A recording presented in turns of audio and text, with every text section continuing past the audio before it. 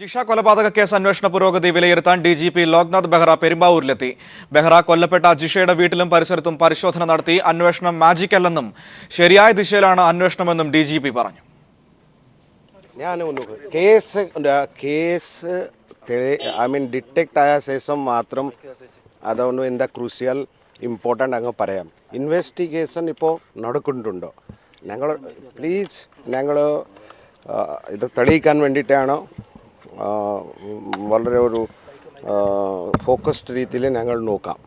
So അതാണ് അതുകൊണ്ട് ഞാൻ നേരത്തെ കണ്ടിട്ടില്ലായിരുന്നു. സോ ഞാൻ വന്നു അവിടെ കണ്ടിട്ട് so that I will not say. Umesh ചേരുന്നുണ്ട് കൂടുതൽ വിവരങ്ങൾ നൽകാൻ. ഉമേഷ്, ഡിജിപി ജിഷയുടെ വീട്ടിലെത്തി പരിശോധന നടത്തി. എന്തൊക്കെ കാര്യങ്ങളാണ് അദ്ദേഹം പറഞ്ഞത്? അന്വേഷണം ഒരു മാജിക് അല്ല. ചിലപ്പോൾ 24 മണിക്കൂർ കൊണ്ട് കേസുകൾ തെളിയിക്കാൻ കഴിയും, ചിലത് തെളിയിക്കാൻ ചിലപ്പോൾ വർഷങ്ങൾ വേണ്ടിവരുമെന്ന് അദ്ദേഹം പറയുന്നു. കുറച്ച് സമയം വേണം എന്നാണോ ഡിജിപി വ്യക്തമാക്കുന്നത്? മനു, അങ്ങനെ തന്നെയാണ് അദ്ദേഹം പറഞ്ഞതിന്റെ അർത്ഥം. അദ്ദേഹത്തിന്റെ ഒരു അനുഭവം വെച്ചുള്ള കാര്യങ്ങളാണ് അദ്ദേഹം പറഞ്ഞത്. ചില കേസുകൾ തെളിയിക്കാൻ 24 മണിക്കൂർ കൊണ്ട് കഴിയും, ചിലത് ഒരു വർഷം എടുത്തേക്കും. കാരണം അന്വേഷണം എന്ന് പറയുന്നത് മാജിക് അല്ല, ശാസ്ത്രീയമായ രീതിയിൽ മാത്രമേ അന്വേഷണം മുന്നോട്ട് കൊണ്ടുപോകാൻ കഴിയൂ എന്നാണ് DGP ഉദ്ദേശിച്ചത്. എന്ത് തന്നെയായാലും ഈ കേസ് തെളിയിക്കും എന്നുള്ള കാര്യം DGP ഉറപ്പ് പറഞ്ഞു. രാവിലെ 8 മണിയോടെ തന്നെ DGP ജിഷയുടെ വീട്ടിൽ പരിശോധന നടത്താനായി എത്തിയിരുന്നു. വീടും പരിസരവും എല്ലാം വിശദമായി തന്നെ DGP ഏതാണ്ട് 3/4 മണിക്കൂറോളം പരിശോധന നടത്തി.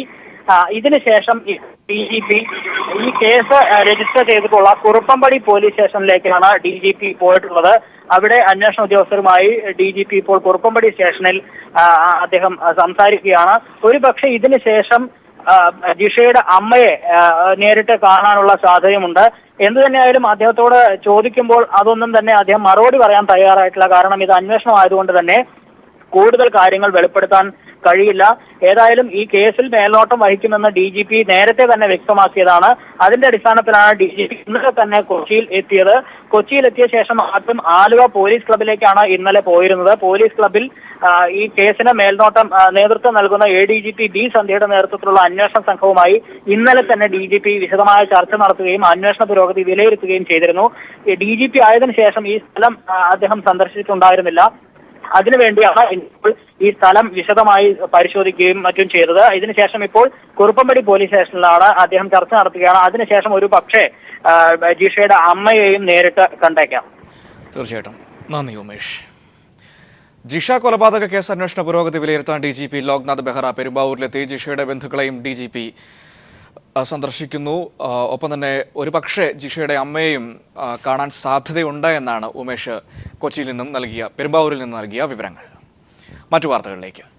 കാന്തപുരം AP അബൂബക്കർ മുസ്ലിയാരെ രൂക്ഷമായി വിമർശിച്ച് മുസ്ലിം ലീഗ് മുഖപത്രത്തിൽ ജനറൽ സെക്രട്ടറി KPA മജീദാണ് ലേഖനം എഴുതിയത്.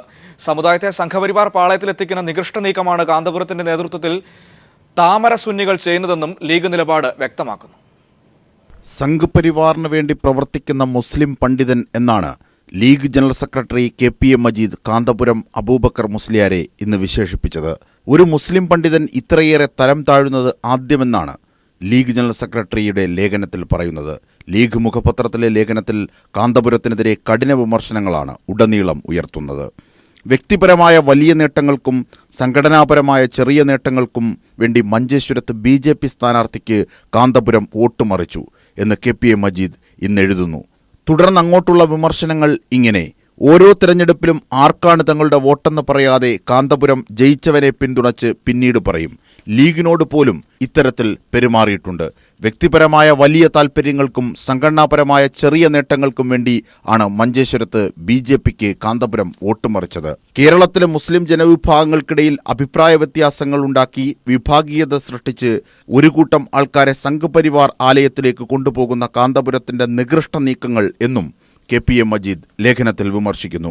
അന്താരാഷ്ട്ര സൂഫി സമ്മേളനം എന്ന പേരിൽ മോദിയുടെ ചിലവിൽ ഡൽഹിയിൽ അരങ്ങേറിയ ഒരുപറ്റം സൂഫി മൗലാനമാരുടെ സമ്മേളന മാമാങ്കം മുഖ്യധാരാ മുസ്ലിങ്ങളെ മൊത്തം വ്യംഗ്യമായി ഭീകരവാദ പ്രയോക്താക്കളാക്കി എന്ന് ചിത്രീകരിക്കും വിധമായിരുന്നു എന്നും KPA മജീദ് കാന്തപുരത്തിനെതിരെ വിമർശനം അഴിച്ചുവിടുന്നു. കാന്തപുരവും താമരസുന്നികളും ഇതൊക്കെ മനസ്സിലാക്കുന്നത് നന്നാകും എന്ന വാക്കോടുകൂടിയാണ് ലേഖനം KPA മജീദ് അവസാനിപ്പിക്കുന്നത്. ഞങ്ങൾ ഞങ്ങളുടെ നേതാക്കന്മാരെയും പ്രമുഖരെയും അനുസരിക്കുകയും അങ്ങനെ അവർ ഞങ്ങളെ വഴിതെറ്റിക്കുകയുമാണുണ്ടായത് എന്ന ഖുർആന്റെ വചനം കൂടി ലേഖനത്തിനു മുകളിൽ ചന്ദ്രിക നിരത്തുന്നു എന്നതും ശ്രദ്ധേയം. News desk, people TV news. കോൺഗ്രസിൽ നേതൃമാറ്റം വേണമെന്ന് KPCCയിൽ ശക്തമായ ആവശ്യം. MM ഹസൻ, VD സതീശൻ തുടങ്ങിയ നേതാക്കളാണ് നേതൃമാറ്റത്തിനായി ശക്തമായി മുന്നോട്ട് വന്നത്. അതേസമയം സുധീരൻ മൂന്നാം ഗ്രൂപ്പ് ഉണ്ടാക്കാൻ ശ്രമിക്കുന്നുവെന്ന് ഷാനവാസ് ആരോപിച്ചു. തുടർന്ന് KPCC യോഗത്തിൽ ഇരുവരും തമ്മിൽ വാക്കേറ്റമുണ്ടായി. യോഗത്തിൽ ഉയർന്ന വിമർശനങ്ങൾക്ക് മുതിർന്ന നേതാക്കൾ ഇന്ന് മറുപടി പറയും. AK ആന്റണി, ഉമ്മൻചാണ്ടി, VM സുധീരൻ, രമേശ് ചെന്നിത്തല എന്നീ 4 പ്രധാന നേതാക്കൾക്കെതിരെയും KPCC വിലയിരുത്തൽ യോഗത്തിൽ പൊട്ടിത്തെറിച്ചാണ് ഭാരവാഹികൾ വിമർശനമുന്നയിച്ചത്. MM ഹസൻ പാർട്ടിയിൽ നേതൃമാറ്റം വേണമെന്നാവശ്യപ്പെട്ടു. VM സുധീറിനെതിരെ കടന്നാക്രമണവും നടത്തി. ദില്ലിയിലെ സ്ഥാനാർത്ഥി ചർച്ചകൾ വിവാദമായത് പ്രതിച്ഛായ മോശമാക്കി. KPCC എക്സിക്യൂട്ടീവിൽ അടിയന്തര പുനഃസംഘടന വേണം. വൈസ് പ്രസിഡന്റ് സ്ഥാനത്ത് നിന്ന് മാറി നിൽക്കാം. സുധീറിനെ ഉദ്ദേശിച്ചാണോ നേതൃമാറ്റം ആവശ്യപ്പെടുന്നതെന്ന് ആരെങ്കിലും ചോദിച്ചാൽ അങ്ങനെ തന്നെയാണെന്ന് പറയേണ്ടി വരുമെന്നും ഹസൻ പറഞ്ഞു. കോൺഗ്രസിൽ തലമുറ മാറ്റം വേണമെന്നായിരുന്നു VD സതീശന്റെ അഭിപ്രായം. 60 വയസ്സ് കഴിഞ്ഞപ്പോൾ R ശങ്കറിനെ കടൽ കിഴവനെന്ന് വിളിച്ചവരാണ് ഇപ്പോൾ നേതൃത്വത്തിലുള്ളത്. ഞങ്ങൾ അത്രയും പറയുന്നില്ല. മദ്യനയം പാളി, അത് നടപ്പിലാക്കിയവർക്കാണ് പരാജയത്തിന്റെ ഉത്തരവാദിത്തം. അവസാന കാലത്തെ ഭൂമിദാന അഴിമതികൾ തിരിച്ചടിയുണ്ടാക്കിയെന്നും സതീശൻ തുറന്നടിച്ചു. സുധീരൻ പ്രവർത്തിക്കുന്നത് KPCC അധ്യക്ഷന് യോജിച്ച രീതിയിലല്ലെന്നായിരുന്നു K സുധാകരന്റെ വിമർശനം. മാറ്റേണ്ടവർ മാറ്റും, മാറേണ്ടവർ മാറുമെന്നാണ് സുധീരനെ ഉദ്ദേശിച്ച് ബെന്നി ബെഹനാൻ നടത്തിയ പരാമർശം. AK ആന്റണി പറയേണ്ടപ്പോൾ അഭിപ്രായം പറയാതെ മിണ്ടാതിരിക്കുന്നുവെന്ന് KK മുഹമ്മദ് കൊച്ച് വിമർശിച്ചു. നേതൃത്വത്തിന്റെ മതേതരത്വ നിലപാടുകളിൽ ആത്മാർത്ഥതയില്ലെന്നും വിമർശനമുയർന്നു. കോൺഗ്രസിൽ തലമുറ മാറ്റം വേണമെന്ന ആവശ്യമാണ് പുതുതലമുറ നേതാക്കൾ ഉന്നയിക്കുന്നത്. മദ്യനയത്തിന്റെ പേരിലും പൊട്ടിത്തെറിയുണ്ടായി. മതേതരത്വത്തിൽ നേതൃത്വത്തിന് ആത്മാർത്ഥതയില്ലെന്നും വിമർശനമുണ്ടായി. രാജീവ് ഗാന്ധി സെന്ററിന് മുന്നിൽ നിന്നും ക്യാമറമാൻ ചന്ദ്രശേഖരനൊപ്പം MR സജേഷ്, തിരുവനന്തപുരം. ബോക്സിംഗ് ഇതിഹാസം മുഹമ്മദ് അലിയുടെ സംസ്കാരം വെള്ളിയാഴ്ച നടക്കും. മുഹമ്മദ് അലിയുടെ മരണത്തിൽ ദുഃഖം രേഖപ്പെടുത്തി ഒബാമ ഉൾപ്പെടെയുള്ള ലോക നേതാക്കൾ ആദരാഞ്ജലികൾ അർപ്പിച്ചു. ബിൽ ക്ലിന്റൺ മുഹമ്മദ് അലിയുടെ സംസ്കാര ചടങ്ങിൽ സംബന്ധിക്കും. കൈക്കരുത്തിൽ ലോകം കാൽക്കീഴിലാക്കിയവൻ ഇനിയില്ല എന്ന സത്യം കായിക ലോകം ഇനിയും ഉൾക്കൊണ്ടിട്ടില്ല. ലോകത്തിന്റെ കണ്ണും കാതും ആ ഇടിക്കൂട്ടിനെ പൊതിഞ്ഞു നിന്ന കാലത്തു നിന്നും മുഹമ്മദ് അലിയുടെ വിയോഗ വാർത്തയിൽ തരിച്ചിരിക്കുകയാണ് ലോകം. മുഹമ്മദ് അലിയുടെ സംസ്കാരം വെള്ളിയാഴ്ച ജന്മനാടായ കെന്റക്കിയിലെ ലൂയിവില്ലയിൽ നടക്കും. അമേരിക്കൻ മുൻ പ്രസിഡന്റ് ബിൽ ക്ലിന്റൺ ഉൾപ്പെടെയുള്ള ലോക നേതാക്കൾ മുഹമ്മദ് അലിയുടെ സംസ്കാര ചടങ്ങിൽ സംബന്ധിക്കും. മുഹമ്മദ് അലിയുടെ മൃതദേഹവും വഹിച്ചുകൊണ്ടുള്ള വിലാപയാത്രയോടെയാണ് സംസ്കാര ചടങ്ങുകൾ ആരംഭിക്കുന്നത്. ശവസംസ്കാര ചടങ്ങുകൾ ലോകമെമ്പാടുമുള്ള കായികപ്രേമികൾക്ക് ഓൺലൈൻ വഴി തത്സമയം കാണാനുള്ള സൗകര്യവും ഒരുക്കിയിട്ടുണ്ട്. മരണവാർത്ത പുറത്തു വന്നപ്പോൾ മുതൽ ലോക നേതാക്കളുടെയെല്ലാം അനുശോചന പ്രവാഹമാണ്. US president Barack Obama, bill Clinton, Raul Castro അടക്കമുള്ളവർ ഈ മഹാതാരത്തിന്റെ വിയോഗത്തിൽ ആദരാഞ്ജലികൾ അർപ്പിച്ചു. കായിക ലോകത്തിന് തീരാനഷ്ടമാണ് മുഹമ്മദ് അലിയുടെ വിയോഗമെന്ന് ബ്രസീലിയൻ ഫുട്ബോൾ താരം പെലെ അനുസ്മരിച്ചു. ഇടിക്കൂട്ടിലെ പേടി സ്വപ്നം, ബോക്സിംഗ് ചക്രവർത്തി മുഹമ്മദ് അലിക്ക് കായിക ലോകം ചാർത്തി നൽകിയ വിശേഷണങ്ങൾ അവസാനിക്കില്ല. ഇടിക്കൂട്ടിലെ കരുത്തുകൊണ്ട് മാത്രമല്ല, വർണ്ണവെറിക്കെതിരായ രാഷ്ട്രീയ നിലപാടിനാലുമാണ് ലോകം അലിയെ ഓർക്കുന്നത്. ഇടിനാദം നിലച്ചെങ്കിലും മുഹമ്മദ് അലി എന്ന മിന്നൽ പിന്നാർ ഇനിയും ജ്വലിക്കും. Sports desk. 5 രാജ്യങ്ങളിൽ സന്ദർശനം നടത്തുന്ന പ്രധാനമന്ത്രി നരേന്ദ്രമോദി ഇന്ന് സ്വിറ്റ്സർലൻഡിലെത്തും. സ്വിറ്റ്സർലൻഡ് സന്ദർശനത്തിനിടയിൽ കള്ളപ്പണ വിഷയം വിശദമായി ചർച്ച ചെയ്യുമെന്നാണ് സൂചന.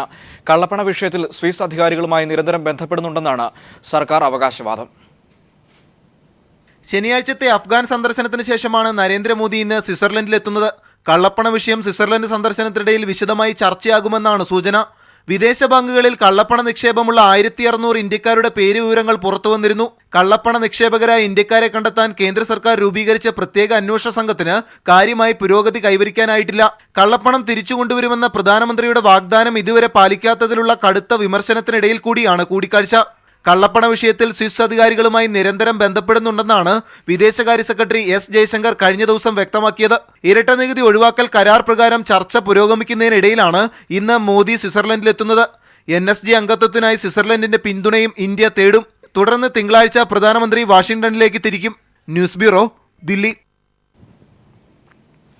സ്പീക്കർ തെരഞ്ഞെടുപ്പിൽ LDFന് വോട്ട് ചെയ്ത O രാജഗോപാലിനെതിരെ BJP നേതൃയോഗത്തിൽ രൂക്ഷ വിമർശനം. രാജഗോപാൽ പാർട്ടിയെ പ്രതിരോധത്തിലാക്കിയെന്ന് ഭാരവാഹികൾ വിമർശിച്ചു. പാർട്ടിയിൽ ചർച്ച ചെയ്ത ശേഷമേ സഭയിൽ നിലപാടെടുക്കാവൂ എന്ന് രാജഗോപാലിനും MP-മാർക്കും നേതൃത്വം നിർദ്ദേശം നൽകി. ഇതിനായി പ്രത്യേക സമിതി രൂപീകരിക്കാനും തിരുവനന്തപുരത്ത് ചേർന്ന ഭാരവാഹി യോഗം തീരുമാനിച്ചു. സ്പീക്കർ തെരഞ്ഞെടുപ്പിൽ ഒ രാജഗോപാൽ LDFന് വോട്ട് ചെയ്തതാണ് BJP കേരള ഘടകത്തിൽ പുതിയ കലാപത്തിന് വഴിമരുന്നിട്ടത്. കഴിഞ്ഞ ദിവസം തിരുവനന്തപുരത്ത് നടന്ന BJP നേതൃയോഗത്തിൽ രാജഗോപാലിനെതിരെ രൂക്ഷ വിമർശനവുമായി ഒരു വിഭാഗം നേതാക്കൾ രംഗത്തെത്തി. CPIMനും LDFനുമെതിരെ BJP ശക്തമായ നിലപാടുകളുമായി മുന്നോട്ടു പോകുമ്പോൾ രാജഗോപാൽ പാർട്ടിയെ തന്നെ പ്രതിരോധത്തിലാക്കിയെന്നും അണികളെ ബോധ്യപ്പെടുത്താനാവാത്ത നടപടിയാണ് രാജഗോപാലിൽ നിന്ന് ഉണ്ടായതെന്നും നേതൃയോഗത്തിൽ അഭിപ്രായമുയർന്നു. രാജഗോപാൽ LDFന് വോട്ട് ചെയ്തത് തങ്ങളെ ഞെട്ടിച്ചതായും ചില നേതാക്കൾ പറഞ്ഞു.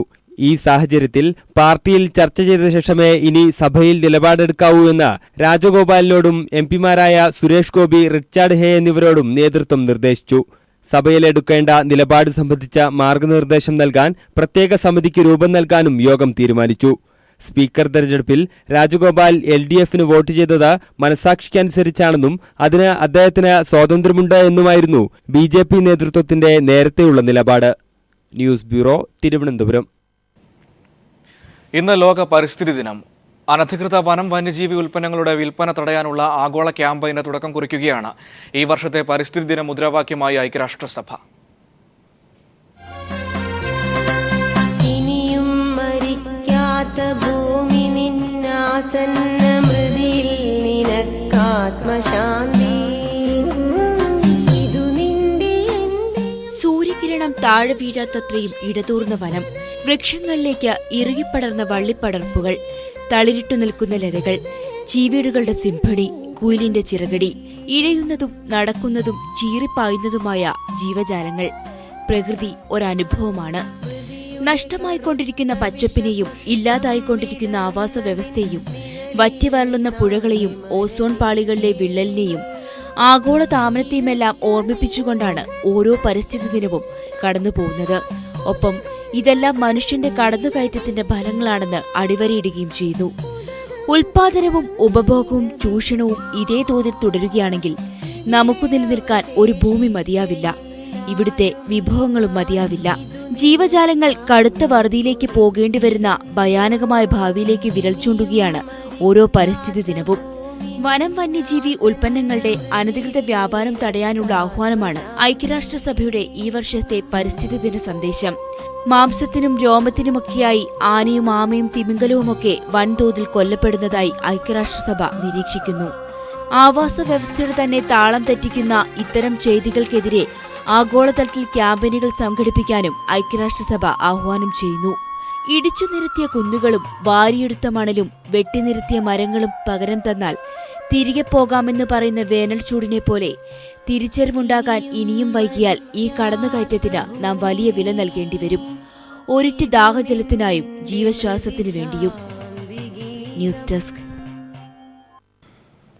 ലോകമിന്ന് പരിസ്ഥിതി ദിനം ആചരിക്കുമ്പോഴും അന്തരീക്ഷ മലിനീകരണം കൊണ്ട് ശ്വാസം മുട്ടുകയാണ് രാജ്യതലസ്ഥാനം. കടുത്ത ശ്വാസകോശ ക്യാൻസറിന്റെ ഭീഷണിയിലാണ് ദില്ലി നിവാസികൾ. കഴിഞ്ഞ 2 മാസങ്ങളിൽ മാത്രം നഗരത്തിലെ ഓസോൺ കവചം സുരക്ഷാപരിധി മറികടന്നെന്നും ദേശീയ പഠന റിപ്പോർട്ടുകൾ പറയുന്നു. ഇന്ന് ലോക പരിസ്ഥിതി ദിനം ആചരിക്കുമ്പോഴും ശ്വാസകോശ ക്യാൻസർ ബാധയുടെ ഭീഷണിയിലാണ് രാജ്യതലസ്ഥാനം. മുൻ വർഷത്തെ അപേക്ഷിച്ച് ദില്ലിയിൽ വളരുന്ന ഓരോ കുഞ്ഞിനും 20% ക്യാൻസർ സാധ്യത കൂടുതലാണെന്ന് നാഷണൽ ക്യാൻസർ രജിസ്ട്രി റിപ്പോർട്ട് ചൂണ്ടിക്കാട്ടുന്നു. നഗരത്തിലെ സ്വകാര്യ വാഹനങ്ങൾക്കൊപ്പം തന്നെ അതിർത്തി പ്രദേശങ്ങളിലൂടെ നഗരത്തിലെത്തുന്ന വാഹനങ്ങളും കടുത്ത മാലിന്യ ഭീഷണി ഉയർത്തുന്നു. ഡീസൽ വാഹനങ്ങൾ പുറന്തള്ളുന്ന പുക അന്തരീക്ഷത്തിൽ നിറഞ്ഞ നഗരത്തിലെ ഓസോൺ കവച സുരക്ഷാ പരിധി മറികടന്നെന്നും സെന്റർ ഫോർ സയൻസ് ആൻഡ് എൻവയോൺമെന്ററി സർവേ പഠനം കണ്ടെത്തി. അന്തരീക്ഷ മലിനീകരണം 43% കാറുകളിൽ നിന്നാണെന്നാണ് കണ്ടെത്തൽ. SUVകൾ 23% മലിനീകരണത്തിന് വഴിവെക്കുന്നു. 46% നൈട്രജൻ ഓക്സൈഡാണ് കാർ SUV വാഹനങ്ങൾ പുറത്തുവിടുന്നത്. അന്തരീക്ഷത്തിലെ മലിനീകരണ കണങ്ങളും നൈട്രജൻ ഓക്സൈഡും പെരുകി ഓസോൺ കവച സുരക്ഷാ പരിധിയും കടന്നു. വാഹനപ്പുക കൊണ്ട് വിഷം തീണ്ടുകയാണ് രാജ്യതലസ്ഥാനം. പൊതുഗതാഗത സംവിധാനത്തിലെ അപര്യാപ്തത പുതിയ പദ്ധതികൾക്ക് വെല്ലുവിളി ഉയർത്തുന്നു. ലോകത്തെ ഏറ്റവും കൂടുതൽ ശ്വാസകോശ ക്യാൻസർ ബാധിതരുള്ള ദില്ലിയിൽ നിന്നും ക്യാമറാമാൻ ശൈലേഷ് കല്ലായിക്കൊപ്പം മനു ശങ്കർ, ന്യൂസ് ബ്യൂറോ, ദില്ലി. വേനൽക്കാലത്ത് ദക്ഷിണേന്ത്യയിൽ ഏറ്റവും അധികം സഞ്ചാരികളെത്തുന്ന വിനോദസഞ്ചാര കേന്ദ്രമാണ് തമിഴ്നാട്ടിലെ കൊടൈക്കനാൽ. എന്നാൽ താപനില ക്രമാതീതമായി ഉയർന്നതിനെ തുടർന്ന് ഈ സീസണിൽ സഞ്ചാരികളുടെ എണ്ണം മുൻ വർഷങ്ങളെ അപേക്ഷിച്ച് 3/1 കുറഞ്ഞു.